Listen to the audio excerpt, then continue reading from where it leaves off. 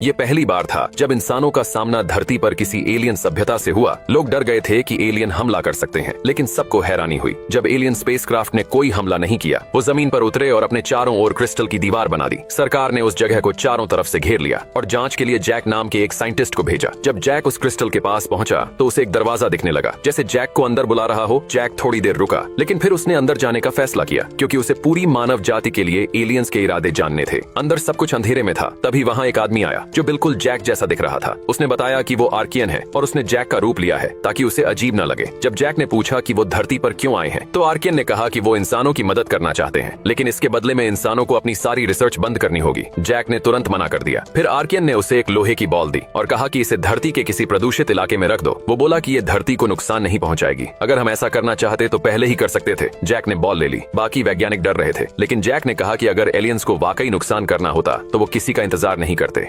आखिरकार वो सब एक पुराने न्यूक्लियर प्लांट में बॉल को टेस्ट करने को तैयार हो गए। वहाँ कोई भी चीज जिंदा नहीं थी। जैसे ही बॉल गंदे पानी में गिरी, जमीन हिलने लगी और हरे रंग का धुआं निकलने लगा। सबको लगा कोई जहरीली गैस है, लेकिन जब धुंध हट गई तो वो सूनी जगह एक हरे भरे जंगल में बदल चुकी थी। हवा साफ थी और वहाँ पत्तियों की खुशबू थी। जांच से पता चला कि वहाँ की जमीन अब पूरी तरह साफ हो चुकी है। लोगों को लगा कि शायद आर्कियन सच में अच्छे हैं, लेकिन जब जैक इस दोस्ती के बारे में सोच रहा था तभी कुछ चौंकाने वाला हुआ। एक पुराना अंतरिक्ष यान जिससे 1 साल पहले संपर्क टूट गया था, धरती पर वापस लौट आया था। अंतरिक्ष यात्रियों का स्वागत हीरो की तरह हुआ, लेकिन जब उन्होंने आर्कियंस का नाम सुना तो उनका चेहरा डर से पीला पड़ गया। उन्होंने बताया कि वो एक ऐसे ग्रह पर गए थे जहां ऐसा ही क्रिस्टल बना था, लेकिन वहां के सब लोग एलियंस में बदल चुके थे।